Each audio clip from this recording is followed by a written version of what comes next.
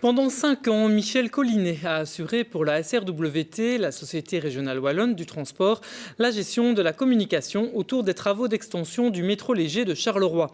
Passionné de photographie, il a utilisé ce média dans le cadre de son travail, mais aussi dans une démarche purement artistique. Après un autre ouvrage, Les plus beaux villages de Wallonie, il propose aux éditions Luc-Pire Métrographie. Ce livre de près de 300 pages n'a rien de technique, mais se veut au contraire un voyage visuel à travers les grands chantiers du métro Carolo, l'ont feuilleté Isabelle Majoie et Raphaël Mao.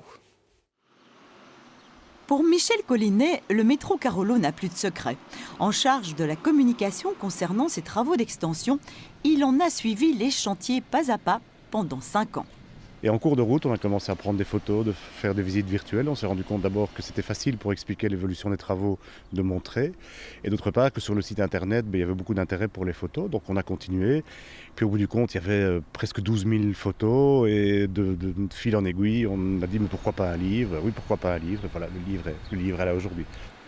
Plus de 300 clichés ont finalement été retenus et sélectionnés pour nous offrir cette métrographie. L'ouvrage est découpé en 4 chapitres, en fonction des grands chantiers vécus par notre métropole, mais pas question pour autant de faire une sorte de relevé chronologique des différentes phases des travaux du métro. C'est plus une vision avec un côté un peu artistique, peut-être même poétique sur des chantiers qui a priori ne sont pas poétiques. Mais le fait d'être en immersion dedans permet de voir des choses et le regard du photographe parfois va se fixer là où d'autres ne vont pas aller. Donc c'est vraiment une démarche personnelle, ce n'est pas l'historique des travaux, c'est l'impression de 5 ans de voyage au pays des travaux du métro. L'embarquement est immédiat, impossible pour celui qui parcourt ces clichés de rester à quai. Mais dans sa démarche, Michel Collinet n'a pas sorti le ticket de la facilité.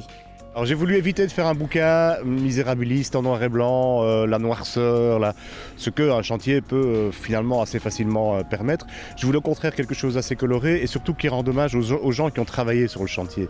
Parce que c'était aussi pour eux un travail titanesque et parfois on a tendance à les oublier. Et moi je voulais leur rendre un hommage par le biais de ces photos. Oui, je pense qu'il y a effectivement quelques photos spectaculaires, puis aussi des photos qui sont plus anecdotiques. Je pense à celle de ces 2 ouvriers devant un mur avec un petit graffiti Papa je t'aime, qui est ma photo préférée du bouquin d'ailleurs.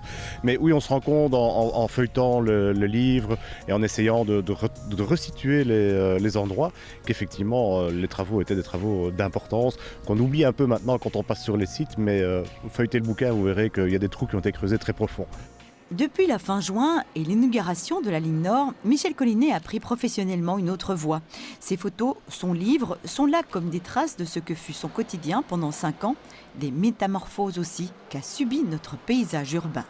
Ça vous manque tout ça ? Oui, c'est clair que quand je reviens ici sur le lieu où il y avait les chantiers, d'abord je fais toujours un petit exercice intellectuel d'essayer de me rappeler comment c'était au moment où je prenais les photos. Ici, par exemple, on était 6 mètres plus bas que l'endroit où on est et c'était plein de boue, c'était des conditions un peu spéciales. Moi, chaque chose a un temps. C'était très agréable de faire les photos. C'est encore plus agréable de voir les gens qui prennent le métro aujourd'hui parce que ce projet a abouti. Et je pense qu'on peut tout doucement mettre le métro de Charleroi dans un autre tiroir que celui des travaux inutiles.